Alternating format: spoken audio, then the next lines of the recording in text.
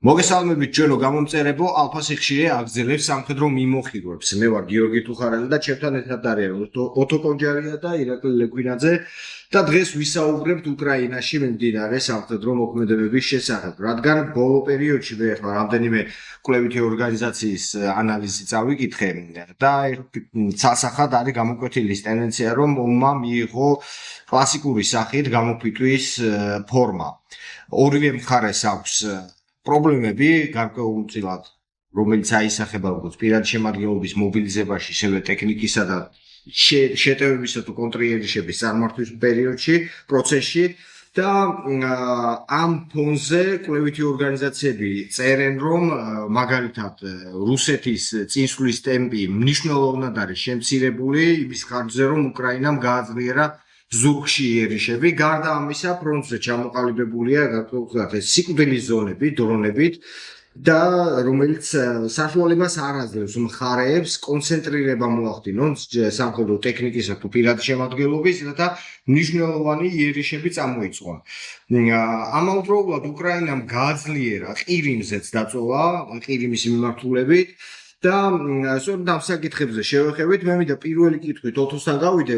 მინდა რომ განავცო თემა სიკვდილის ზონებზე, ან დრონებით შექმნილ სიკვდილის ზონებზე, რომელმაც ერთგვარი ტაქტიკური ჩიხი ჩამოაყალიბა არა მარტო რუსებისთვის, გარკვეულწილად უკრაინელებსაც პრობლემას უქმნის ეს სიკვდილის ზონები. როგორ განავცობდი ამ თემას? დღეს არსებული მოცემულობა, როგორც შენ აღნიშნე, აბსოლუტურად ვეთანხმები იმ ესე ვთქვათ ფრაზას, რომ ეს არის ერთგვარი გამოფიტვის ომი და 2026 შეიძლება ვთქვათ, რომ არის სწორედ ის წელი, როდესაც რუსებს ექმნებათ პრობლემები სხვადასხვა მიმართულებით, როგორც ზურგში, ასევე საზოგადოებაში უკვე ესე ვთქვათ იგრძნეს ის ომის მძიმე რეალობა, რომელთაც მათ ყოველდღიურ ცხოვრებას შეეხო ეს მიმდინარე საბრძოლო მოქმედებები. იქნება ეს უშუალოდ მათ ქალაქებში დრონების მოფრენით, სირენებით, ეკონომიკური პრობლემებით თუ ასე შემდეგ. აქედან გამომდინარე წელს არის სწორედ ის ეტაპი, როდესაც უფრო მძიმედ შეეხო რუსეთის ეკონომიკას, მოსახლეობას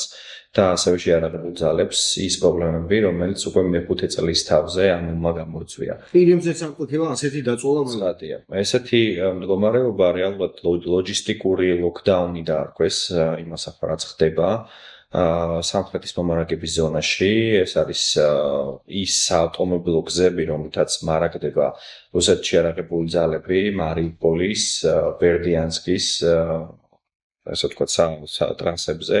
რომელიც მიემართება ასევე ყირიმის ნახევარკუნძულისკენ და ეს სათავეს იწყებს როსტოვის ოლქიდან და მთელი აი ამ ხაზის მიმდებარე ზონებში ყოველდღიურად ხორციელდება დაახლოებით 150-დან 200-მდე სტრაიკი საშუალო მოქმედი კამიკაძე დრონების სახით. ბომბავენ საბრძოლო მასალის გადამტან მანქანებს, საწვავმზიდებს და ეს თლიანობაში აჩენს ძიმე მოცემულობას რუსეთის შეიარაღებული ძალებისთვის იმ მხრივ, რომ მომარაგების რეალური პრობლემები უჩნდებათ. თუმცა იმისათვის, რათა ეს სიტუაცია უკრაინის შეიარაღებულმა ძალებმა უფრო სტრატეგიულ წარმატებაში გარდასახოს, ამისათვის საჭიროა კონტრიერიში განხორციელდეს და იქ უკვე საჭიროა როგორც მექანიზირებული მოიერიშე ჯგუფების ჩართვა და დიდი კონცენტრაცია ჯამშანტექნიკის და ცოცხალი ძალის, რომელიც აი ამ სიტუაციას სათავისოდ იმ დონეზე გამოიყენებდნენ, რომ რაღაცა გარკვეულ ზონის მიმართულებით დაიწყებდნენ მნიშვნელოვან შეტევას, რაც რუსეთს ძიმე ვითარებაში ჩააგდებდა, თუმცა ამ სიტუაციაში, ამ ეტაპზე ამას ვერ ვხედავთ. მიუხედავად იმისა, რომ ეს ეიფორია არის შექმნილი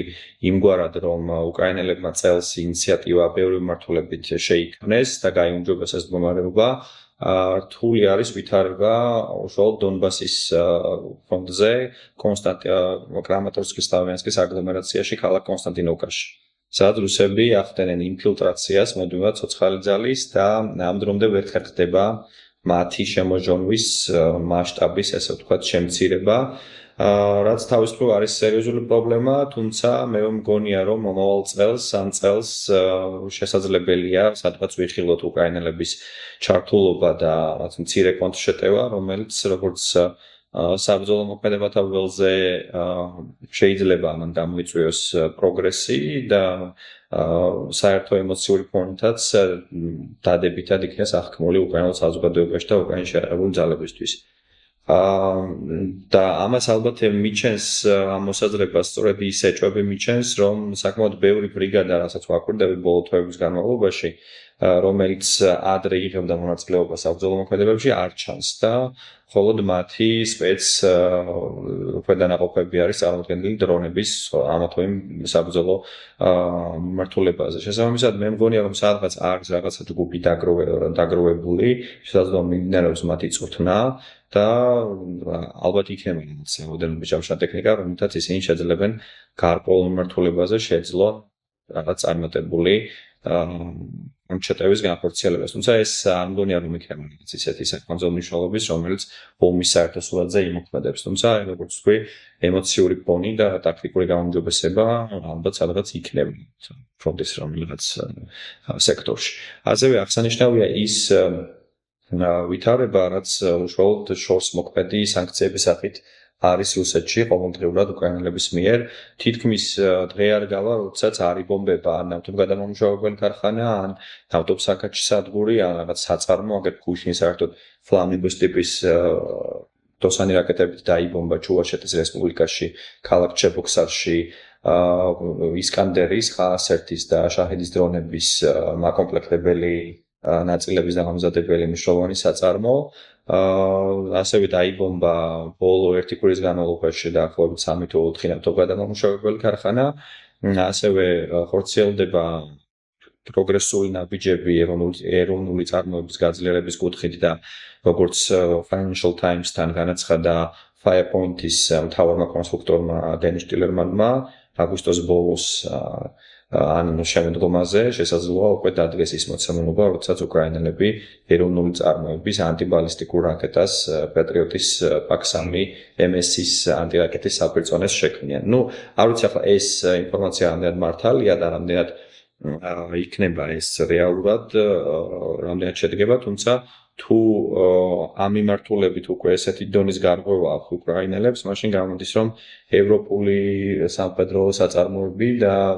ზოგადად ევროპული სამხედრო მრეწველობა უკვე დიდი ხნით ადრე ყოფილა ჩართული აი ამ პროგრამის განვითარებაში, რომლის შესახებაც მხოლოდ გავრცელდა ინფორმაცია რამდენიმე თვის წინ. ეს ვერ მოხდებოდა ახლა რაღაც რამდენიმე თვეში ესე არ ხდება ესეთი მნიშვნელოვანი პროგრამის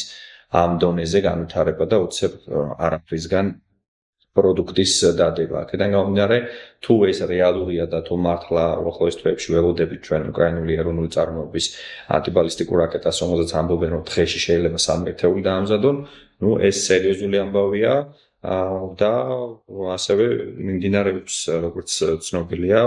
ეროვნული წარმოების ბალისტიკური რაკეტის შემუშავება F-9-ზე საუბარი, რომელსაც ისინი შეძლებენ მოსკოვს მიწვდნენ და ამბობენ, რომ მოსკოვში გაითესდება ეს რაკეტა. ამიტომ საერთო ჯამში მინდა ვთქვა, რომ ეს წელი ბევრი მიმართულებით პროგრესულად დაიწყო და ვითარდება. უბრალოდ დავასრულებ, უბრალოდ არის გარკვეული ესე ვთქვათ, პრობლემები უშუალოდ ფრონტზე, რაზეც გავრცობოდათ ისაუბრებს, რომელიც არის დასასტაბილურებელი, რომელიც არის ესე ვთქვათ, მისახედი იმისათვის, რათა რუსებმა მომავალ წელს ვერ შეძლონ პროგრამა მინიმუმის შესრულება და დონბასის ადმინისტრაციულ საზღვრებში აღება, იმიტომ რომ შემდგომ უკვე პროპაგანდას რუსულს ექნება საფუძველი, რომ რაღაცა მინიმალურ მიღწევებზე ისაუბრონ დონბასის ანგრებით. ამიტომ ეს არ უნდა მოხდეს და ამისთვის ველზე არის საჭირო უკვე უკრაინული ჯარების გააქტიურება და რაღაც შედეგების დადება. საერთაშორისო მედიაში 2026 წელი ახსენე რა მოლოდინები შეიძლება იყოს, საერთაშორისო მედიაში ისეთი რაღაც შემოხდა, რომ 2026 წელი არ იქნება არც რუსეთისთვის და არც უკრაინისთვის გამარჯვების წელი, ეს იქნება მოლაპარაკებებისთვის უფრო უკეთესი პოზიცია ექნებაო. მე ხო ვახსენეთ პირად შემადგენლობის პრობლემა, რომელიც ორივე მხარეს აქვს და აქვე აუცილებლად უნდა ვახსენო ის, რომ გარკვეულწილად აი მოლოდინები შექმნა პუტინის რიტორიკის შეცვლამაც. თუ აქამდე ზელენსკი იყო ფაშისტი და ათასი რაღაცა, პუტინი სხვანაირად საუბრობს ზელენსკიზე. შეიძლება აი მაგალითად ერთ-ერთზე ბატონი ზელენსკისთან შეხვედრა და სხვანაირი რიტორიკა შეიცვალა თვითონ მმართველ ელიტაში. მოდი დავიწყოთ აი პრობლემებზე, მინდა პრობლემებზე შენი დაკვირვება გაგვიზია, რომ პირადი შემადგენლობას რაც მორალურ-ფსიქოლოგიური მზადყოფნა და მდგომარეობა ორივე მხრიდან რა მოლოდინებს ქმნის იმისთვის, რომ ჩვენ ვთქვათ, რომ აი 2026 წლის შემდეგ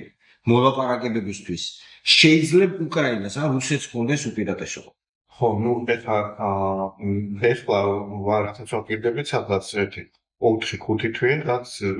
ფრონტი პრაქტიკულად გაიყინა, დიდი ძვრები არ არის, აი გარდა ორი მონაკვეთისა, ეს გამოდის სლავიანსკის მიმართულებაზე აღნიშნავთ, რომ დანარჩენ მიმართულებებზე გაიყინა, დიდი შეტევა იქნებოდა საგაზაფხულო საზაფხულო, ასე ვთქვათ, კამპანია შეტევის რუსეთის მხრიდან. ასე იგი სამტრეთის მიმართულებიდან, ზაპოროჟიის მიმართულებიდან, სადაც უკრაინამ შეაჩერა და კონჩეტევებით გაიმჯობესა პოზიციები და ანუ პრაქტიკულად ახლა იქიდან წელს წამოიწყება რაღაც შეტევა, გამოიცხა და ეს გირმა ჩაეშალათ. ეს არის მიწევა, აღნიშნა middle strike-ები, აღნიშნა სიღრმეში დარტყმები და ასე ვთქვათ ოპერატიულ სიღრმეში, სტრატეგიულ სიღრმეშიც წვდევიან უკვე და ტაქტიკულზე პირატესობა აქვს ყოველ შემთხვევაში მიუხედავად იმისა, რომ რუსებსაც ჰქონდათ ეს წარმატებული რუბიკონის ქვედანაყოფის რაღაც წარმატებული მაგალითი, პროგრამის გამოყენების, მაინც მაქს ფელოშიც უკრაინელებს აქვთ უპირატესობა, ეს არის ფაქტი. როგორც სამხედრო ტექნიკური, ისე ტაქტიკური გამოყენება, უფრო ასე ვთქვათ, როგორც გრამატულად და უფრო სწორად იყენებენ ამ ყველაფერს, აი თანამედროვე ბრძოლის საუბრეს უფრო ალღო და უფრო ეფექტურად იყენებენ. ეს უდაუპირატესობა მით უმეტეს აი გამოფიტვის ომში, რომელიც მიმდინარეობდა, აი ამ გამოფიტვის ომში ხა დაწინაურდა უკრაინა, იმიტომ რომ ის უფრო სწრაფად აღწევს რუსების გამოფიტვას. მიუხედავად იმისა, რომ ძალები არათანაფარდია, ანუ 3-4 მეტი არის მოსახლეობით რუსეთი, გაწყვეტილებით დიდი ეკონომიკა, სამხედრო მრეწველობა, ასე ვთქვათ, სამხედრო ძალები თვითონ გაცილებით დიდი არამოდენიმეჯერ ხო, მიუხედავად ამისა, მაინც უკრაინამ აი შეძლო, რომ ეს დაიბალანსებინა აი ამ თავისი იმითი რა, ტექნიკური და ტაქტიკური და ოპერატიული უპირატესობა. ეს ახლა დადებითი მხარე რაც არის. ახლა მეორეც მხრივ რაღაცა გარდათ ეხას, ხო ეს როდის მოიტანს ნელი სათქმელია. რა თქმა უნდა, რუსეთის ეკონომიკა უკვე გავიდა რაღაც ერთგვარ პლატოზე და ეხლა დაიწყო და ეკონომიკა კი არის, ასე მანო როგორ იყო, რომ ამ 4 წლის მანძილზე რეალურად ყოველ წელს რუსეთს ჰქონდა ძალიან დიდი დეფიციტი ბიუჯეტში, სადღაც 10-15, ხანდახან 20%. მაგრამ ამას ავსებდა სტაბ-ფონდიდან, კეთილდღეობის ფონდიდან, და უფროს ყიდი და სხვადასხვა რეზერვები გამოიყენა, იქ რაღაცა შიდა რაღაცა სქემები აწყო და ფინანსების რითიც ამოქაჩა, ასე ვთქვათ, ბიზნესიდან, ფონდიდან. ომი დააფინანსა, მაგრამ მიუხედავად ამისა, წელს გავიდა იმაზე, როცა გამოიწურა უკვე ეს რეზერვები, ანუ პრაქტიკულად იმ გაყინული თანხის აქტივების გარდა, რომელიც დასავლეთშია გაყინული, რომელსაც რუსეთი ვერ მიიღებს რაღაც სასწაული, წუდი გადებით სასწაული თუ არ მოხდა, შესაბამისად სხვა ზრდომა უკვე აღარ აქვს, სესტებს შიგნით იღებს ამ რაც არის და ყველაზე წუდი ის, იმიტომ რომ საგარეო იმიდან მაგალითად ჩინეთიდან ქონდა მცდელობა სესტების მიღების ვერ მიიღო, ანუ რეალურად რუსეთი ეხა გადადის უკვე საკუთარი ორგანიზმის დიეტაზე რომ დაждები და თავიდან რომ რაღაცა ცხიმს წვავდა, მერე უკვე შიგნით ასე რომ გადადის რა ორგანიზმი. აი ეგ საკუთარი იმის ჭამაზე გადავიდა ეხა რა პროცესში არის, როცა ეს დეფიციტი უკვე აღარ შეივსება ისეთი წყაროდან, რომელიც არ დაეთყობა და არ ზიანს არ მიაყენებს აი ამ ეკონომიკურ იმას. ეს ადრე თუ გვიან, რა თქმა უნდა, სერიოზულად დაარტყამს რუსეთს, მაგრამ აი რა ეტაპზე მოხდება ეს გადაყეშა, ძნელი სათქმელია. ბრძოლის ველზე კი, როგორც უთომაც აღნიშნა, მაინც ეს უნდა გამაგდეს იმით, რომ რაღაცა წამოიწყონ შეტევა, კონჩეტევა უკრაინელებმა, ხო რაღაც ამისთვის კიდევ ესეც აღსანიშნავია, რომ ფარეს აქვს ცოცხალი ძალის დეფიციტი, რომელიც არ არის იმდენად განპირობებული როგორც რუსების სოჭეტიანად დიდი დანაკარგებით, არამედ არის იმითი, რომ ელემენტარულად მოგითხა, ნუ აი დაუშვათ არ იქნა გადაწყვეტილება მიღებული აი სამობილიზაციო ასაკის დაწევაზე, მაქსიმალურად ვთილობენ ან რობოტიზირებული სისტემების დანერგვა და დრონებზე აქცენტის კეთებას და ვინც ჯარში კიდე მიდის დაუშვათ ამ ხალისიდან ისა ან ვინც იყო იქამდე და იბრძოდა ქვეითად ეხლა გადაკვალიფიცირდა დრონის ოპერატორად დამფრინავად ხო ანუ ერთის მხრივ ეს რაციონალურია გასაგებია რომ ყველას რაღაცა უნდა არ უნდა უაზროდ დაიღოს ბრძოლის როლზე და ყველას უნდა რაღაც საფრთხოდ იგზნოს თავი და რა ვთქვა დრონით შორიდან იმუშაოთ რაღაც მაგრამ არის სიტუაციები სადაც ქვეით შეუცვლელია ვერც რობოტი ცვლის ვერც დრონი ცვლის და ზუსტად ეგეთ ადგილებში ხდება რომ რუსები წინ მიიწევენ რა ანუ აი მაგის გამოარი რომ ქვეითები აკლიათ უკრაინელებს უხეშად რო თქვა ნუ აი ესეთი რაღაც დათვლით სადღაც 50 60 მაქსიმუმ 70000 ქვეითი უჭირდება უკრაინას ახალი სისხლი რომელიც ნუ არ ჩანს ამ წუთას სხვათა შორის ცოტა ხნის წინ როცა ფრონტის ხაზზე უფრო უჭირდათ და უფრო აქტიურად მიიწევდა წინ მაგალითად ჩაშანა ამ დროს და განსაკუთრებით შემოდგომა და რუსებმაც აიწესინ მაშინ უფრო იყო ამ დეფიციტის პრობლემა მაშინ ცოტა ისეთ განგაშის შეგნებაც ჰქონდა რომ აბა რა შობა ზელენსკი რატო არა აცხადებს ამ მობილიზაციას რატო აწევს ასაც მაგრამ ნუ გადაიტანეს ეს რაღაცნაირად გადააგორეს და ისიც კი მოახერხეს რომ რუსებს ნუ ხან ინიციატივა თუ წაართოს ყოველ შემთხვევაში აი დრონების თემით რაღაცა ეს გადაფარეს მაგრამ ნუ ადრე თუ გვიან თუ საუბარი არის იმაზე რომ უკრაინა ნუ ახლა 91 წლის საზღვრებზე თუ არ დავა ყველგან ძალით ყოველ შემთხვევაში რაღაცა წისვლა უნდა ქონდეს ხო და იგივე მაგალითად მოლაპარაკების მაგიდასთან მაგეთი სიტუაციები უნდა მოიპოვოს თუ ამაზე ვსაუბრობთ ხო მაგისთვის დაჭირდებათ აი ეს ცოცხალი ძალა დაკვირვებით ხო არ იმოქმედებს დადებითად მობილიზების საკითხში აი ეს ცოტა შორს რო განვწყვეტოთ მაინც ჩვენ ხედვით ისეთი მოვლენები როგორც მაგალითად აი კრემლის პრობლემა რომ იყო გამარჯვების დღის აღნიშვნასა დაკავშირებით მოსკოვის დღის აღნიშვნასა დაკავშირებით და გარკვეულ ესეთ საინფორმაციო ველში მიმდინარე სიტუაცია უკრაინის მობილიზაციაზე და თვითონ რუსიის სამხედრო ბლოგერებით შეხვდა რამდენიმე რომ თვითონ მასალა მობილიზების ამ ტემპით ჩვენ ომს ვერ მოვიგებთ არა რუსეთის იმაზე ხა მობილიზების სისტემაზე ხო ორი რამე აქვს ზეწოლას ხო ერთის მხრივ ის რომ და იმაზე მეტი დანაკარგებია თვითონ მობილიზებას ახერხებენ, მაგრამ მეორე ის რომ სურვილების რაოდენობა მიკლო და ის ავტობუსის კვეთებამ და რაღაცა ომის გაგრძელების სურვილმა და აქტუალობა მოსახლეობაში იკლო. იმიტომ რომ როგორც თომანიშნა შეეხო უკვე იქაც ეკონომიკასაც შეეხო და ბოდიში ჩაგეჭყები და ასევე იციან იმ ვიდეო ფაქტებით, რომ ძალიან ბევრი უბრალოდ ფრონტზე შესული და რამდენიმე საათში იქ რჩება სამუდამოდ დრონების იკლო რა თქმა უნდა თუმცა ახლა ველოდებით ჩვენ რომ ერთი არის როდესაც მოხალისეს დაუშვათ იქ რაღაც ახალისებით და თანხებით აქამდე ახერხებდნენ რომ ჩაეთრიათ ამალანჯოლაში და გაეგზავნათ ასე თქვათ ცოცხალ ხორცად ფარშადენზე რა ქვია ფრონტის ხაზზე ახლა მეორე მიდგომაც აქვს რუსებს რომელიც რუსეთისთვის აგრეთვე არ არის ასე თქვათ უმსხო და რაღაცა რომ ძალიან ხანდა ვინცაც არ უნდა ხო ხოდა ნუ აი ინსულებითი მობილიზაციის თემა შეიძლება უკვე ელოდებოდნენ მაგრამ ნუ როგორც ჩანს ამ ზაფხულზე არ მოხდება მაინც შეიძლება პუტინი ბოლომდე ამოწუროს ეს რა რა ქვია პოტენციალი რაც გააჩნია და სავარაუდოდ მე დადგებიან იმილების წინაშე რომ ამ ახლა შეწყვიტონ რაც საგზავნო სავარაუდოდ და ან მობილიზაცია გამოაცხადოს შემოდგომაზე გამოცხადებული მობილიზაცია ანუ რეალურად შეავსებს და ასე ვთქვათ გააზრდის რუსეთის შემდეგი პოტენციალს, სადღაც ალბათ თებერვლის ბოლოს, მარტში, აპრილში, ანუ აი ეს ეტაპობრივად აი ეს ნაკადი შემოვა. ანუ მომავალ წელს ჩვენ უნდა ველოდოთ გაზაფხულისთვის, რომ ისევ ანუ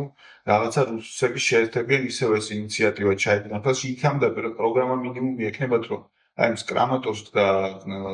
იმას რა ქვია სლავიანსკს მიაკეთებენ პირდაპირ ეგ არის რა დონბასის ასე ვთქვათ ბოლო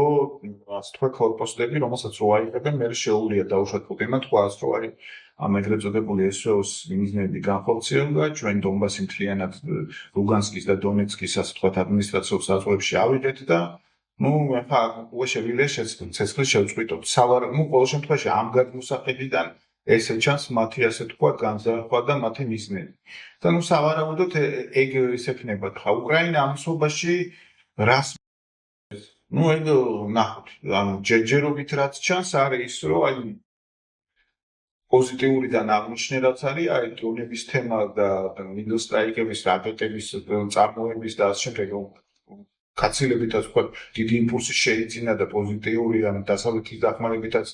ეს სისტემაც გადაცდა რაც ეს მადიარი მოვიდა ასე თქვა კონკრეტში მოეხსნათ ეს ევროკავშირში ეს ვეტო და ნუ მოკლედ ეს რომ ბევრი რაღაცა კარგად ვითარდება გაცილებით უფრო ოპტიმისტურად შეიძლება ვიყოთ ვიდრე დაუშვათ რამოდენიმე თვის წინ თუნდაც წლის დასაწყისში მაგრამ მეორეს მხრივ არის რაღაცა გადაუწყვეტელი პრობლემები ხა ჩვენ ვიცით რომ შარშან მაგალითად ეს წვავით იდგა მარტო პირადი შემადგენლობის კი არა თვითონ სტრუქტურების პრობლემა და ეს მიდიოდა რეფორმირება უკრაინის ჯარის ამ კორპუსის სტრუქტურაზე სადაც ეს რაღაც ავტონომიური ისინი იქნებოდა კორპუსების სახით სადაც თვითონ იქნებოდა ამ კორპუსის მეთაურებს გადაწყვეტილების მიღების ისა რომელი ქვედანაყოფები ძუგში გადაეყვანათ ახალი დაკომპლექტებისთვის რომელიმე დასვენების სულტრის მიეცათ საშუალება რომელსაც თუნებზე გადაეყვანათ რომლები ჩაერთო ბრძოლაში ერთ პირადი შემოდგომობა სად გაინაწილებინათ რომელსაც მიიღებდნენ ასე თქვა ახალ პირად შემოქმნას ეს ყველაფერი ეს რეფორმები გატარდა ყოველ შემთხვევაში ხახალზე ხა უკვე ჩამოყალიბებული არის და ეს დოკუმენტარულად არის სტრუქტურები არსებობს ეხა არის ამათ შევსებაზე საუბარი და ნუ ამუშავებაზე რა ამას მაინც დრო უნდა ხა ესე არ არის მარტო დაწერო რაღაცა მეთაურები დანიშნო და რაღაცა ამას ყვეს რომ ყველაფერი ამუშავებს გარკვეული დრო და სამუშაოები უნდა ნახოთ ახლა მომავალი წლისთვის ამ ხრივაც პროგრესი უნდა იყოს წელი და უნდა იყოს თქო ტექნიკური დაკომპლექტებაც ახლა აი ზოლა მიდის რაღაც ნაწილი ტექნიკის იკარგება რაღაც ნაწილი ფიზიკურად ძველდება და რესურსი ელევა უფრო ხშირად სარემონტო არის ვიდრე ადრე იყო ამიტომ რომ ეს რესურსის სამოწურის ბუნებრივი გამოწვევის ხარისხთან ომის დროს განსაკუთრებით მალე ელევა ეს რესურსი მათ შორის არის ძინე ტექნიკის და რატომ ის არის ახლა ისეთი რაღაცეები რომ ანუ პროცესია რა და ძნელი სათქმელი არის რა მომენტში აი სხვადასხვა რაღაცა კომპლექსური საკითხი როა რაღაც სხვადასხვა ეს მიმდინარეობები როგორ როდის დაემთხვევა და როდის რაღაც მივიღებთ შედეგს რომ რაღაც გარდატეხა მოვაქმნეთ ძნელი სათქმელია თუმცა მე ერთის მხრივ თან უნდა ვთქვა რომ მართლა ეგეთი კარგი ვითარება და პოზიტიური მენეჯმენტი არ ყოფილა უკვე ალბათ 2002 წლის სექტემბერ-ოქტომბრის წლის ხობებში არ ყოფილა მეორეს მხრივ და იმების მომცემი და ეს მაგრამ მეორეს მხრივ აი ძალიან ახლა სოციალებში უყურებ რაღაცა ისეთივე ილუზია და რაღაცა ისეთი ეიფორია რომ აი ახლა უკვე რამოდენიმე დღეზე თუ არა რაღაცა ერთ-ოთხში და წლის ბოლომდე რაღაც უკრაინა რაღაცა ან კონშეტევას განახორციელებს ან რაღაცა იმასა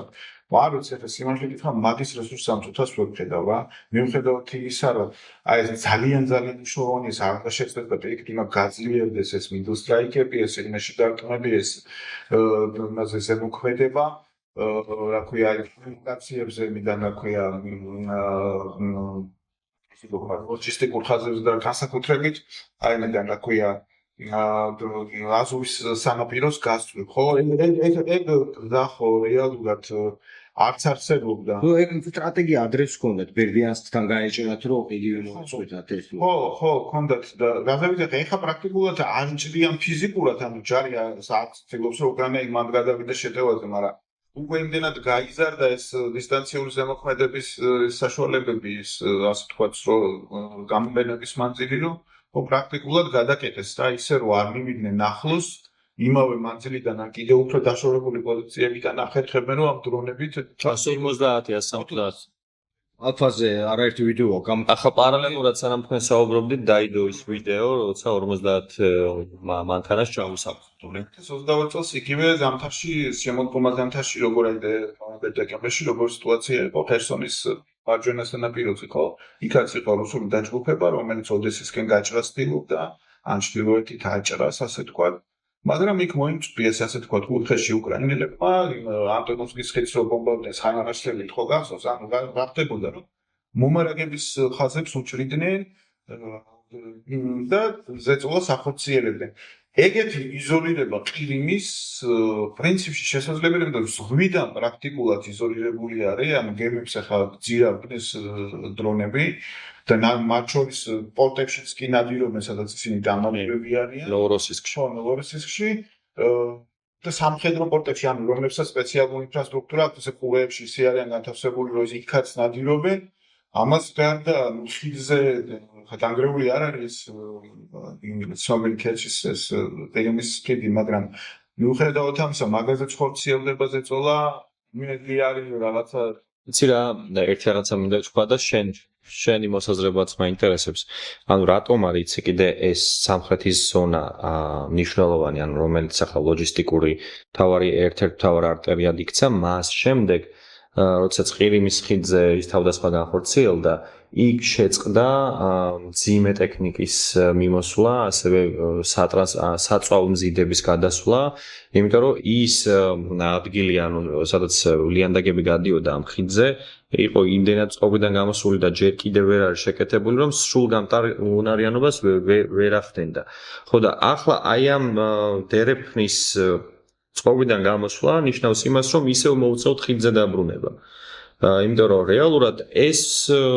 ლოჯისტიკური ხაზი გამოდის წყობიდან რა. ხიდის დანგრევა და ხიდი სიმბოლური ნიშანი ქონდა. ალტერნატიული გზა ქონდა. ეხლა ეს ალტერნატიული გზა რა ხან იმდენად სახიფათო გახდა, რომ შეიძლება უარს ამბობენ იქ ასე თქვა სატანკო. აგერ გუშინ და ეს საკითხი იქნება კიდე ხიდზე ამ ხელა დატვირთვა ეს ისა ხო, ცხადია. უნარიანობა არ აქვს. მე პლუს ეხა ჩონკარის ხიდზე და იმაზე იქ არმიანსკი ჩონგარის გენიჩენსკიც მაშობიან რომ ეს მოუშალონ და ესე ცნობილი გამოთქმა არსებობს რომ ომს იგებს ლოგისტიკა და თუ ლოგისტიკას მოუღებ ეხა დანარჩენი მეტყვია. მაგრამ მე გჭირდება უკვე ქვეით. არა, მაინც გჭირდება, ხო. ანუ და მაგხრივ ეხა ამ წუთას ყოველ შემთხვევაში ასეთი ხილული რაღაცა რომ მზადდებოდეს. ხო. ანუ რეალურად ამას რომ შემდგომ რომ მოყვეს დიდი გარღვევა, ეგ იქნებოდა იდეალური. სექცია ახლა მინდა ოთუსაც ვკითხოთ რაღაცა. ეხლა სანამ მაყურებელს ვიტყო, სანამ ჩაწერას დავიწყებდი, მაგრამ საუბრობდით ამ თემებზე და წამოიჭრა ესეთი იდეა, რომ აქ ჩანს, მაგრამ შეიძლება ჩვენ ვერ ვხედავთ და ხდებოდეს რაღაცეები.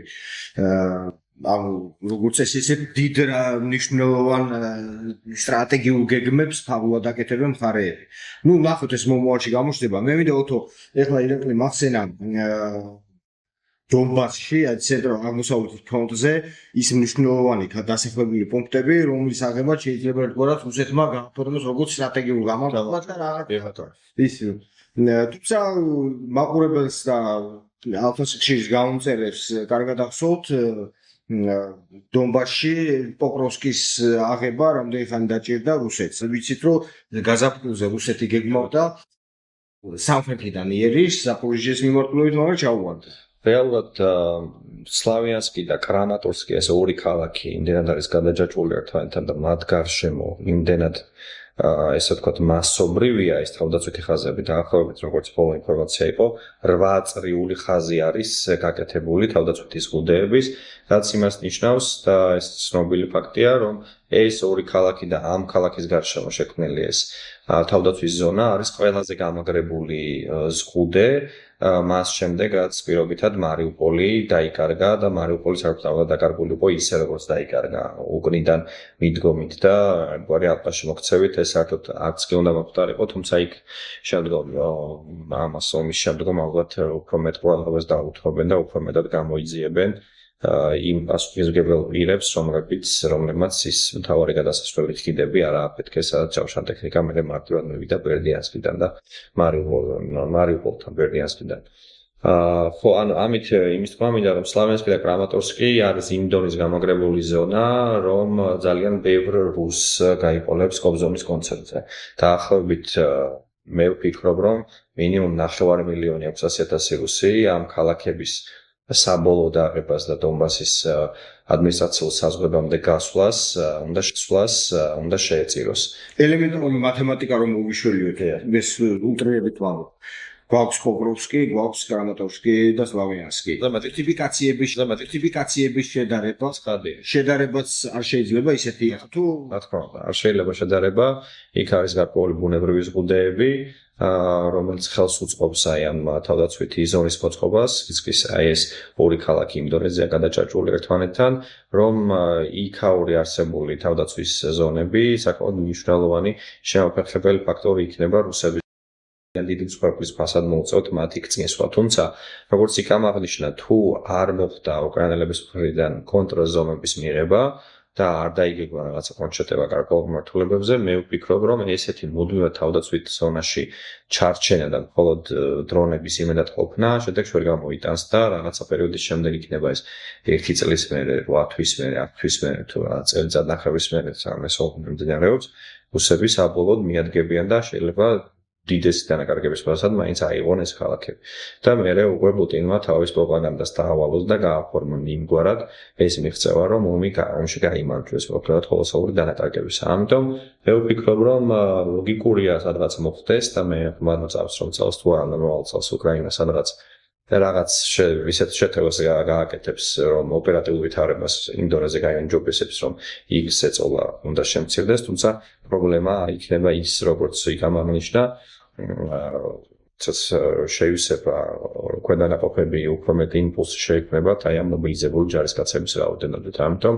უკრაინა მე ვფიქრობ, რომ არ უნდა დაელდოს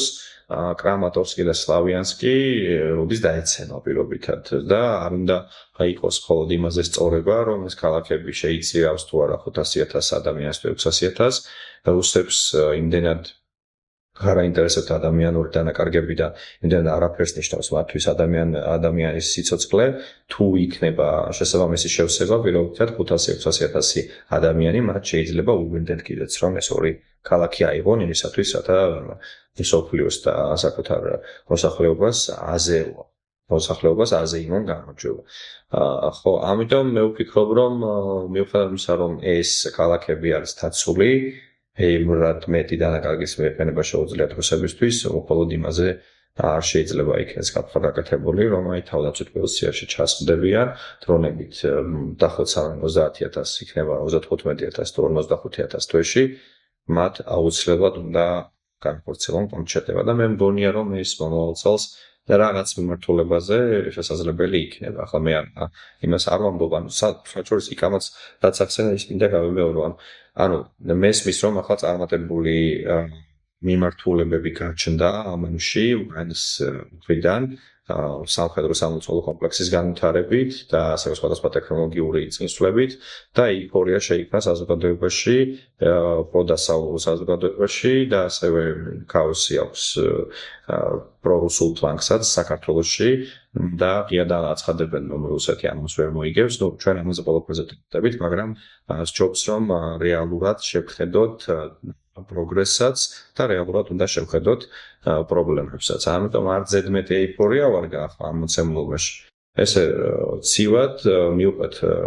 აი ამ დინებას, როგორც მიმდინარეობს, პროგრესი გვაქვს. ასე ვთქვათ, წარმატებული ვექტორი გამოიკვეთა გარკვეულ ასე ვთქვათ მიმართულებებზე, თუმცა ეს არ ნიშნავს იმას, რომ პირობითად წელს რუსეთს პერმინა გავაკეთებთ მაგალითად და რუსეთი საბოლოოდ დამარცხდება წლევანდელი რაღაც საბრძოლო მოქმედებების შედეგად. ამიტომ აი ამ ასე ვთქვათ დადებითი ნიშა უნდა გაძლიერდეს, უფრო მეტი განადგურებული სამიზნე უნდა დაიდოს, მაგრამ ამას კიდევ უფრო მეტად სჭირდება იმპულსის შეძენა იმისათვის, რათა სტრატეგიული წარმატება დადგეს დღის წესრიგში. შენ ახსენე რუსეთის ასე ვთქვათ გავლენების შემცირებას და ეს ცალ-ცალ ფაქტიც არის, რომ ამიერკავკასიაში საქართველოს თუ არ ჩავთვლით, სომხეთში და აზერბაიჯანში საკმაოდ შემცირდა რუსული გავლენა და ირანი ცალკე საკითხია, იქ ჩინეთთან მიმართებაში ეს თან შენაც ახსენე ირაკლი და ნახოთ რა უახლოეს მომავალში როგორ განვითარდება. ფაქტია, რომ ეხლა პოზიტიური ვითარება უფრო ცალსახად უკრაინისთვის, იმიტომ რომ ლოჯისტიკური პრობლემები რეალურად შეუქმნა. მე მინდა ირაკლი რაღაცნაირად შემაჯამებლად ესეთი რაღაც კითხვა დაგისვა, ბილეთს კი თქვა, რომ რამდენიმე დღის წინ, რომ უკრაინას გაუჩნდაო სტრატეგიული შესაძლებლობების 6-თვიანი ფანჯარაო. აი რას შეიძლება გულისხმობდეს ამაში და რა შეიძლება იგულისხმო უკრაინის პოზიციიდან სტრატეგიული შესაძლებლობების 6 თვიანი ფანჯარა ამ მოცემულობიდან გამომდინარე და ამიტომ შევაჯამოთ დაავადებული გამო. შემიძლია ვივარაუდო, იმიტომ რომ ზუსტად არ ვიცი რას გულისხმობს. როგორც მე ვთქვი, მე ჯერ ვერ ვხედავ რომ აი ამ უპირატესობის რაც დრონებით მისცა უკრაინას ისარგებლოს და ოპერატიული ვითარება გაიუმჯობესოს და რაღაც ტერიტორიული წინსვლები და მონაპოვარი კონდეს უკრაინას ამის სიტუაციას მე ვერ ვხედავ ამ 6 თვის განმავლობაში, მაგრამ იცი რა სხვა ანალიტიკოსების მოსაზრებები წავიკითხე და მათ ესეთი რაღაცა თქვეს რომ ანუ ეს დრონების უპირატესობას ძალიან დიდხანს არ გაგრძელდებაო რაღაც მომენტში რუსეთი აღადგინეს ზონასტოლო ამ თარგმნას პარიტეტს ან რაღაც რაოდენობით ან რაღაც სხვა საშუალებით და ამიტომ აი ამ 6 თვეში რაღაცა უნდა მოახერხონ მაგრამ მე აქ ესეთი ის რომ ნუ სავარაუდოდ ამ 6 თვეში ეგეთ სიტუაციას უკრაინა ვერ შექმნის მე თვითონაც ვსწრებოდი ამ პროგნოზში მაგრამ მეორეს მხრივ უკრაინაც ხო ადგილზე არ დგას ანუ ისა მარტო რაოდენობრივად მრავალფეროვნებას ამ იგივე დრონების რობოტიზირებული სისტემების სხვა შეიარაღების აი ბალისტიკური იარაღზე აი ლაპარაკი დაიკვეცა რთოსანი რაკეტები კიდე ახალი ნომენკლატურა შემოდის უფრო ეფექტური უფრო შორს მსროლელი უფრო ძლიერი დამანგრეველი ძალის ანუ ბალისტიკა რომ მოსკოვს მიწდება მარტო მოსკოვზე სათქმელად კი არ არის პრაქტიკულად მთელ ევროპულ ნაწილს ასე ვთქვათ რუსეთის მიწდება სადაც აი უდალამდე არის რუსეთი რა რო ვთქვათ მე იქ არის აი სამხრეთის ნაწილზე განლაგებული ეს ძირითადი სამხედრო სამრეწველო ობიექტები რუსეთის ანუ რუსეთი დიდი კი არის ტერიტორიულად მაგრამ რომ ნახოთ სად არის ქალაქები სად არის სამხედრო სამრეწველო და დიდი ქალაქები დაქვეს ზოგადად სამრეწველო მათ შორის აი ავტობუს ინფრასტრუქტურა და რაღაც არის ევროპულ ნაწილში სადაც ხდება ეს ბალისტიკა რომელსაც უკრაინა ქმნის ხო და შესაბამისად ამაზე ზემოქმედება თუ გაიზარდა და რაოდენობები დაარტყმის და საერთოდ სიუჟეტზე და იმას ლაპარაკი არ არის სიმძლავრე აკლიათ ხანდახან პერიოდულად იმიტომ რომ ხანდახან არის დაცული რაღაც შენობები რომელსაც ერთი დარტყმა არ ყოფნის და უშუალოდ ან მიწისქვეშ არის ან რაღაცა ამისთვის საჭიროა ამ შეიარაღების განვითარება მაგრამ მოკლედ ეს ვითარდება პლუს ამისა ახლა რა ხდება ხა ანუ შენ რაც ოთოს კითხები ქალაქებს კრამატორსკს და სლავიანსკს სანამ მიადგებიან ეხლა თანამედროვე იმაში შეიცვალა რომ არ არის აუცილებელი მართლა შეიძლება არ აიღო მაგრამ ისე დონეზე მიუახლოვდე რომ მაგალითად ოპტიკურ ბოჭკოვანი დრონებით ქალაქი 24 საათის განმავლობაში ბათუმში საუბარია რომ დონეცკს აკონტროლებს უკვე დონეცკის მისაღები ხო მაგრამ აი ეს საპირისპირო მიმართულებით არ აქვს მაგრამ თუ მივიდნენ 20 კილომეტრში ანუ ქალაქიდან და დაიკავეს იქ გარშემო რაღაც დასახლებული პუნქტები სიმაღლეები მე უკვე დრონებით შეძლებენ 24 საათის შეარყო და იქ გაუსაწლისი გახდება პლუს ახლა რუსეთი ავიაციით მუშაობს ამ პლანირებადი ბომბებით მძიმე პლანირებადი ბომბებით იცით რომ ჩვენ 1500 და 3000 კილოგრამიანი მევსაწყლიან როცა ჭირდება საერთოდ დასწორები იწას და ყველაფერს აი მაგალითად წინააღმდეგ ხა უკრაინამ უნდა განავითაროს რა ავიაციასაც ახლა ველოდებით აი მაგალითად გრიპენები უნდა წევრები ეს მირაჟებს პირდებიან დამატებით იქებეთებს შენდეს ველოდებით ეტაპობრივად ახლა გემას დაიდო და რამდენს ანუ 2029 წლამდე არის ბელგიური F-16-ების შეპირებული გრიპენები უნდა მოიცან და გრიპენები ამ შემთხვევაში ყველაზე მნიშვნელოვანია იმიტომ რომ მათ ეს ესეთი უარეს უნდა ტეორები ყოველ შორსროლი რაკეტა დღეს რაც დასავლეთის შეერაღებაში არის ეგ ისემს რომ აი ახლოს არ მოუშვას ეს მძიმე პლანირებადი და ეს იმპულსად შეამცირებს პრინციპში სახმელეთო ძალებს ხო და ნუ პლუს და ჯეიტამების უკრაინული ვერსია კი დატესტეს და რაღაც მაგრამ ჯერ მასიურად არ ჩანს ანუ უკრაინული ავიაცია მუშაობს გვაჩვენებენ ეფექტურ კადრებს როგორ კომბოს მაგრამ რაოდენობა ის არ არის და რუსები გაცილებით მეც ბომბავენ რა რო ვიცოდეთ უბრალოდ 10 ჯერ მეც და ამიტომ ერთ-ერთი ფაქტორი ეგეც არის მნიშვნელოვანი და ამერთან ერთად ახლა იმათ თუ უკრაინაში თუ დრონებში აქვს უპირატესობა რუსებს მაინც ეს ხო აქვს ეს პლანირებადი ბომბის მეწრიან გაცილებით შეიძლება ისეთი ზუსტი არ არის და რაღაც მაგრამ მაგასაც აქვს და რატომ ვიძახი თუ მივიდნენ ახლოს ამ კრამატორსთან და სლავიანსკთან შეიძლება ნუ ძალიან ძიმე ვითარება შეიქმნას, ანუ ბრძოლის შეიცვალა აგრე ქალაქში და ქალაქში რუსეთისთვის შესვლა იყო ჯოჯოფეთი და გროზნოდან მოყოლებული ჯერ კიდევ 90-იან წლებში და ეხლა ცოტა სხვა ვითარება არის, ახლოს მიშოვებაც არ შეიძლება და ამ მხრივ არის ცოტა ცუდი ვითარება. იმიტომ რომ ეს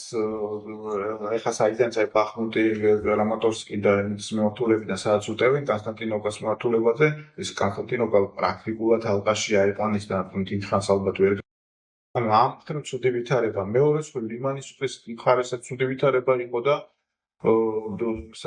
მან გამოასწორეს ვითარება. ხო, ეხლა დაასტაბილურეს, აღარ აქვს რუსეთს ძალიან დიდი ხანია წინსვლა. ხო და ამ ხრივ რაზე ვიძახე, ცოტა ისეთი ვითარება ამბობთ. პრინციპში ძალიან მოგეუბნები 2002 წლის სექტემბერ-ოქტომბრიდან მოყოლებული ყველაზე პოზიტიური და ესეთი კეთილსაიმედო პროგნოზების კეთება შეიძლება ობიექტურად დღეს. იმდენად რომ მართლა ჩვენ ასე თქვათ კოდს პროსესებს კი დაეთყოთ რომ რაღაც ვერ მიწიაგდათ საქმეო, მაგრამ ეს მხრივ არ მოგითხა. სწორედ აღნიშნავთ რომ აი უბრალოდ ზედმეტი წარმოდგენები და ზედმეტი ასე თქვათ მოლოდინები იმაზე კარგი ვიდრე რეალურად საშუალებას გვაქვს ეს ვითარება არ უნდა შევიტყვით თორე საბოლოო ჯამში რომ ეხლა უკრაინა უნდა გაიმარჯვოს და აუცილებლად გაიმარჯვებს და რუსეთი დამარცხება და მათ შორის ეს აისახება იმ ჩვენ ტერიტორიებს გავანთავისუფლებს ამაჯაფოს და აფადებს ამაზე ანუ ამაში ეჭვი არ გვიპარება რა ამ იმითი ცოცხლო და ამ იმით პერსპექტივიდან უყურებთ ყველაფერს ანუ ეს არის გარდაუვადო მაგრამ ნუ ამ გზაზე იქნება სირთულეები და ეს არაეკლიანი გზა ის რო ახლა დავუშვათ არის რამოდენიმე თვეში და რაღაცა სახდაული ეგონი დაბომბვა იწყება ხო იქაც დავამატებ კიდე შენ ოთოსთან გადასწრო გადახედი შეკითხვა ეგეთი რაღაც და ფარულად შეიძლება რომ მობილიზება ხდებოდეს რაღაცა ძალების რეზერვების სადება რომლებიც სადღაც რაღაც გარდევას ან შეტევას განხორციელებს განახორციელებენ არის იგი 2022-ში იყო ეგეთი ბაისა ანუ ეს 2022 სექტემბერში რო განახორციელეს უკრაინელებმა ეს შეტევაც ყველაზე წარმატებული ამ მაშინ მინიშნებებსაც აკეთებდნენ უკრაინელები. მინიშნე რუსებსაც ჰქონდათ რაღაც ინფორმაციები, თუმცა საკმაოდ აი ეგრეთ წოდებული ოპერატიული რაზვერტივანია, რასაც ხვია რუსულად, ამის შენიღბვა ძალიან კარგად მოახერხეს უკრაინელებმა, რა მაშინ მათ შორის ვიცი რა არის, ეგეთი რაღაცები მოსულა, ანუ და სადღაც თმების იმითი ხდება, სადღაც აი მაგალითად კურსკში რო შეიჭრენ 2024 წელს იქ რას ამბობდნენ რომ აი დავუშვათ იქიდან ველი შეტევას ამიტომ ახდეთ იქ ძალების კონცენტრირებას მე ისე მუდარ რომ იქ გადავიდნენ უკრაინელების შეტევაზე ანუ ვიცი რა არის მაგალითად ეხლა ისე ძალიან ისე ვამბობ რა მაგრამ აი ბელორუსის მხრიდან ეძახიან შეტევას დიდი ხანია ამ დროს ახლა ბელორუსში არაფერი მოძრაობა არ არის მაგრამ ეხლა რიტმები მეცნო და მენიშნა კარგად მაგკუთხით რომ აი ახლა დაკვირვების შედეგად ჩასულ დრონშიგები კი სულ დრონში სად არის აი ეს საბრძოლო ქვედანაყოფები არ ჩა არაპიარებენ ნუ შეიძლება ეს მივიჩნიოთ თუ არა სწორედ მაგიმად ზატოფნის პირიც რაღაც იმად და იმედი მაქვს რომ რაღაც ზადება მინსკი ბატონო პარლა რომელსაც ჩვენ თუმცა ეს ჩემი აზრით მოდის ჩაგეჭრები არ იქნება ისეთი რაღაც გარღვევა ანუ საზოგადოება უნდა იცოდეს რეალობა რაც არის ანუ მე მიყვარს რა თქმა უნდა ჩვენ რეალობას ვაშუქებთ მაგრამ გვინდა რომ ეს ინფორმაცია ხალხმა აღიქვას ანუ ცივად მშრალად და ლოგიკურად რაც ხდება იქნება თუ იქნება ეს შეტევა თუ იქნება კონშეტევა არ იქნება იმგვარი კონშეტევა რომ აი რაღაც პირობითად დღეს წელს ომს მოიგებს უკრაინას თუმცა რაღაცა გაიუმჯობესებს მდგომარეობას ეს ხედარებით ისეთი მსხვილი ოპერაცია თეორიულად შესაძლებელია რაღაცა ნუ შეიძლება ისეთი რაღაც ინდიკაციები შეიძლება არის და ვერ ვხედავ თუმცა ჩვენ ზედმეტი გამახვილებაც არ გვინდა მიმართულება ოღონდ უცნობია მე ხა არ ამგონია მართლა ჩვენ გამოვიცნოთ და არც კიდე არც ცუდი იქნება თუ გამოვიცნობთ ცუდი იქნება იმიტომ რომ ეს პირველ რიგში ხარუსეთში საღზივიან რეცურელებიდან ამას იმას იზამბნონ და დავდებოდნენ მე შესაბამისად არ ვიცით იქნება თუ არა არ ვიცით თუ იქნება სად იქნება მაგრამ ხო გეუბნები რა მაინც ხა ზოგიერთ ადგილას იმდენად მნიშვნელოვანი მონაკვეთზე ხდება დაკარგვა პოზიციების მხოლოდ იმიტომ რომ ცოცხალი ძალის სიმცირეა რომ სიმართლე გითხრა ხარ ცოტა მე ისიც ვიდრე რომ ხო რომ თუ ახლა რაღაც ეგეთი მნიშვნელოვანი რეზერვები არის იქ რატო არ ახმარენ თუმცა ხო, ამით ნახეთ რა გამოჩნდება ყოველ შემთხვევაში დინამიკა ამ კითას მართლა პოზიტიურია, ახლა როელოდინოს სიტუაცია ის ძალიან შარშანის განსაკუთრებით ნოემბერში როცა ეს კასკადური ჩამოსვლა იყო გარკვეულწილად უკრაინული პოზიციების მერე რომ არის გაგრძელდება და რაღაც და ეხლა ბენიკით არის გაქავარი კიდე ხო ეს საერთაშორისო იმაზე რა მოხდა რომ შარშან გახსოვს რომ ბოლომდე ასე თქვათ ეს ტრამპის ის იყო ზეწოლა რომ აბა დროზე ხა დადით შეთანხმება და დროზე და განიმდით და პრაქტიკულად კაპიტულანტურ თავისებურებაზე მოუწევთ ხელმოწერის დონბასიდან გაიყვანეთ ჯარი. ხო და აი მარტიდან მოყოლებული ეგეც შეიცვალა რომ ჩელსეთიც ირანით არის დაკავებული ტრამპი მერე ფაქტიურად ახლა კი რაღაცა ძალიან ცუდი რაღაცები თქვა უკრაინაზე რამოდენიმეჯერ სულ ტერიტორიით გონზე მაგრამ ახლა ფაქტია რომ იარაღს იცი პულის პროგრამა. ხიდულობენ ევროპის ფულით თვითონ ახლა საგრანტოებითი აღარ ეხმარება სტალინს არ უთიშავს. ის უკვე გადახდილი არის და რაც უბრალოდ უნდა შევიდეს კონტრაქტების მიხედვით უკრაინაში თავის მეტი აფერი არის ანუ უკვე აღარ უფას აღარ აძლევს ამერიკა არაფერს ხო და დანარჩენი ახლა რა ვიცი იმდენად ისეთი ვითარება არის რომ ანუ ტრამპსაც არ აქვს საფუძველი ახლა რო თქვას იცი რა უკვე ძალიან ისე გამოჩნდება რაღაც ტყუილად რომ ტყუილის თქმათ რომ აი თქვას რომ უკრაინას ისევ კარტები არ აქვს მიხედავთ ის არევიდება ხოლმე და მაინც ამბობს რომ ახლა უნდოდეს პუტინს ადრესში აიდებს თიოს და რა ბოლო პერიოდში აღარ ამბობს. არის საერთოდ რამდენიმე თვე აღარ ამბობს. სხვა ჩინოვნიკებმა ამერიკის ახლა ვინც კონგრესში დაიბარეს იქ და რაღაც ჰქონდათ ხო აღიარეს უკრაინის წარმატება ბევრი მმართველობით. უბრალოდ ძალიან წარმატებულად იყენებენ მათ შორის ამერიკულია რაც უფრო ბევრი ინოვაცია და რაღაც და მოკლედ აქტუალებულები არიან და შესაბამისად ახლა რომ არა აქვს ასე თქვა კარტები და ისა უკვე არადამაჯერებლადაც გამოიყურება და ამ ხრევ ზეწოლა არ ხდება უკრაინაზე აი ეს ბევრი პოზიტიურია რა ძალიან ბევრი პოზიტიურია და უნდა გქონდეს იმისის რომ ყოველ შემთხვევაში რაღაცა ცუდი არ მოხდება მაგრამ მეორე მხრივ აი პრობლემები უნდა ერთი ინფორმაცია გავცალდა ახლა შენ ახსენე დელეცკი მაგრამ ეგეთი ინფორმაციაც ინსაიდერებმა გაავრცელეს რომ ზელენსკიმ თქვა რომ მინიმუმ 2028 წლამდე 2008 წლის ჩათვლით 28-ის ხო ჩათვლით განზრდება და ამისთვის უნდა და ესეთ დაგეგმა ესეთ გამცობითად დაგეგმა დაავალა თავის ასე თქვა მინისტრებს და სამხედრო ასე თქვა წარმომადგენლებს გენშტაბ და აშშ-ში. მე ვფიქრობ რომ ეს ყველაზე რეალისტური არის რა იმიტომ რომ თუ მანამდე რაღაცა პოზიტიური გავარდა დუშაში რაღაცა ეს სტრატეგიული შესაძლებლობები შეგვიძლია პანჯერა რეალურად ჩემი აზრით ნიშნავს იმას რომ გამომდინარე ფონტის გაყინვით გარკვეული შესაძლებლობა გადაჯგუფების შესაძლებლობა რაღაცა მომზადების დაგეგმვის შესაძლებლობა ეძლევა უკრაინას კი ეგ შეიძლება ეგ გულისხმობა თუ ეგ გულისხმობა ეგ მაშინ არ არის რაღაცა ანუ ომის ნისი და საბურველი ანუ მაშინ ობიექტურად ეგრე არის მაგრამ თუ ეხა იმისკენ არის მინიშნება რომ ეხა ამ 6 თვეში ჩვენ რაღაცა დიდი გარკვეულ არა ისიც სათქმელი ახლა რასაც განვიხილავთ იმ პრობლემებზე ხო ეს ყველაფერი ჩვენ იმ პაბლიკებზე გავრცელებული ინფორმაციის ანალიზის შედეგად გვაქვს და იმ ინფორმაციის გავრცელების ჭრილში ჩვენი მოსაზრებების დაფიქსირებას, რაც არის ხელმისაწვდომი ჩვენთვის და ყველასთვის ზოგადად, თორე რეალურად ომის ოპერატიული ხელოვნება სწორედ ის არის, რომ ისე ინიღბებოდეს რაღაცეები, რომელიც არ იყოს ეს ხელმისაწვდომი საჯაროდ და შესაბამისად არაფერი არ არის გამორიცხული, მაგრამ კიდევ ერთხელ მინდა აღვნიშნო, რომ ჯერ საკმაოდ ადრეა იმისთვის, რომ უკრაინამ განახორციელოს ისეთი რაღაცა ნაბიჯები, რომ ერთი ნაბიჯით, ერთ უცბად შესაძლებელს გახდეს ეს ომის განმავლობა. მოკლედ შევაჯამებ მე თქვენ ნებართვით ჩვენ წინა მიმოხილვაში ვისაუბრეთ ირანზე, დღეს უკრაინაზე ვსაუბრობთ და ესე იგი სპეკულაციები არ მიყვარს ხოლმე რომ ამბობენ რომ უკრაინა მოიგებს, რუსეთი მოიგებს. ჩემი აზრით აი საკმაოდ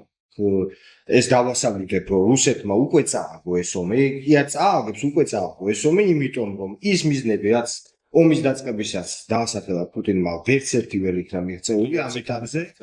მეორე უდიდესი ეკონომიკური დარტყმა მიიღო რუსეთმა. მესამე, თვითონ პუტინის ხელისუფლება გარკვეულწილად შეირყა, იმიტომ რომ ზედ პროპაგანდისტებიც აკრიტიკებენ, ღიად აკრიტიკებენ ომის მართვას და პოლიტიკოსებიც ომის მართვას. და ისეთი პროპაგანდისტები, როგორც სალაბიევია, მაგალითად, ეგეც კი იმას შუება ხოლმე ხანდახან გაეპარება კრიტიკა. აი აქედან გამომდინარე პუტინმა უკვე წააგო ეს ომი და მომავალში გამოჩნდება უკვე როგორ ვის მიმართულებით გადაწყდება ეს ერთი პატარა რემარკა მინდა თუ ისა ზელენსკის გავრცელებული წერილი მიმართვა საჯარო წერილი პუტინისადმი, რომელიც ყველა აღნიშნა რომ პრინციპში პუტინის მიმართ კი არ იყო და იყო მესიჯები გაგზავნილი გარემოცისთვის, გავლენიანი წრეებისთვის და გავლენის ცენტრებისთვის, რომლებიც ოლიგარქები, ბიზნესმენები, რომლებიც ზარალობენ ამ ომზე და რაღაც და ხედავენ რომ ეკონომიკა ძალიან თუ და ესეთ საიდანაც კოლაფსი შეიძლება გამოვიდეს. სამხედროებზეც, რომლებიც ფიქრობენ, რომ რუსეთის სიტუაცია კარგად არ მიდის ამ ბრძოლის უაზე, მათ მიმართ და აი ეგ არის ისეთი მოულოდნელი რაღაცა ფაქტორი, რომელსაც ნამდვილად ვერ გათვლი. ხა შიგნით თუ რაღაცა გულუაღულად რუსეთში რაღაცა მოხდა, რადგან შეიძლება მართლა ამოყილოს ერთ წამში, მაგრამ მაგას აი გარედანაც სჭირდება იგივე უკრაინის წარმატება ფრონტზე რატო ხა მე იცი რა იგებს ლაპარაკობენ 91 წლის საუკუნეებზე ზოგადად საუკუნეში შეიძლება ვერ გავიდეს ყველგან ძალით, მაგრამ ეს არ ნიშნავს რომ ყველაფერს ვერ დაიბრუნებს. პირიქით მე მჯერა რომ ყველაფერს დაიბრუნებს დონეცკსაც, ლუგანსკსაც აბსოლუტურად იმას რა ქვია ყირიმს მთლიანად ტერიტორიას სულ ყველაფერზე კონტროლს აღამგებს. უბრალოდ ყველგან შეიძლება არ დაჭირდეს ამისთვის იერიში და კონჩეტევა რაღაც მომენტში რაღაცა ფსიქოლოგიური რომელიღაც შეტევა, რომელიც აი გატეხავს მორალურად რუსეთს, შეიძლება ამან ჩამოაქციოს. იმდენად ჩამოაქციოს, რომ მე ანუ თუ გინდა საკამდესდი მოსკოვამდე, მაგრამ ხა რაზე გახიცი აი ესეთი ვითარება შიგნით შექმნილი, რომელიც რა მომენტში მოხდება, ხო? მაგას ვერ გათვლი რა, მაგრამ ნუ აი უკრაინის და მათ შორის ამ მიდლ სტრაიქები და იმის მარტო ეკონომიკაზე კი არ ახდენს, ანუ აი ამ წრეებზეც ახდენს ზემოქმედებას და საკმაოდ ცოტა შტაბილობას. ანუ ადრით ომს და დროზე, ანუ რაღაცა ეგ კაცი მოაშორეთ და შეცვალეთ პოლიტიკა. ეს ზეწოლა სულ გაგრძელდება და ანუ ეგ ცალკე მიმართულება. ეგრეთია ფსიქოლოგიური და საინფორმაციო ოპერაციები. საინტერესო მიმოხილვა გამოგივიდა, მე მგონი. მადლობა ჩვენო გამომწერებო ჩვენი ერთგულებისთვის, იმისთვის რომ გვადევნეთ თვალს, გამოიწერეთ, ვისაც არ აქვს გამოწერილი, ჩვენ კიდევ შემოგთავაზებთ სხვა სიახლეებს. მადლობა. დიდი მადლობა.